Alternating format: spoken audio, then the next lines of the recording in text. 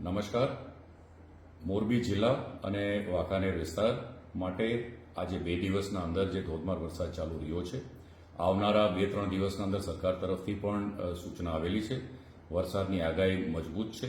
Red alert જાહેર થઈ ગયું છે. રેડ એલર્ટ એટલે આપણે સૌથી ગંભીર લેવલનું એલર્ટ છે.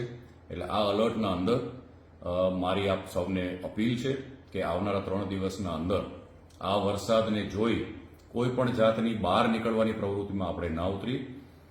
ડેમો, નદીઓ અને આપણા ચેક ડેમ્સ અને જ્યાં પણ પાણીનું હલનચલન છે અહીંયા એ પ્રકારના વિસ્તાર આપણે અવોઇડ કરી આવનારા સમયના અંદર પાણીનું જે વેગ છે એ વધારે રહેશે. તંત્ર એની રીતે મજબૂતીથી કામ કરશે. આપણે તંત્ર જ્યારે આપણા વિસ્તારમાં આવે ત્યારે આપણે પણ એનો સાથ સહકાર દઈએ એવી મારી અપીલ છે. પછી વહીવટી તંત્ર હોય, પોલીસ ખાતું હોય કે પીજીવીસીએલ હોય, આવનારા સમયના અંદર આ બધા વિભાગ પૂરી રીતે કાર્યરત રહેશે. એટલે ફરી એકવાર મોરબી જિલ્લાના અંદર તમામ ભાઈઓ અને બહેનોને મારી વિનંતી છે કે કોઈ પણ બિનજરૂરિયાત બહાર નીકળવાનું કાર્ય આપણે ટાળી.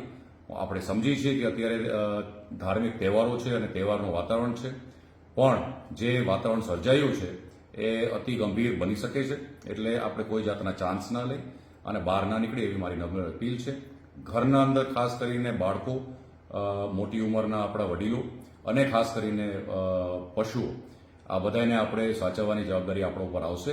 એટલે ખૂબ સાચવી અને આવતા 2-3 દિવસ આપણે કાઢી અને કોઈ પણ બિનજરૂરિયાત બહાર નીકળવાનું કાર્ય આપણે ન કરી એવી વિનંતી સાથે આપ સૌને સુખી આવતા 2-3 દિવસ રહીએ એવી પ્રાર્થના.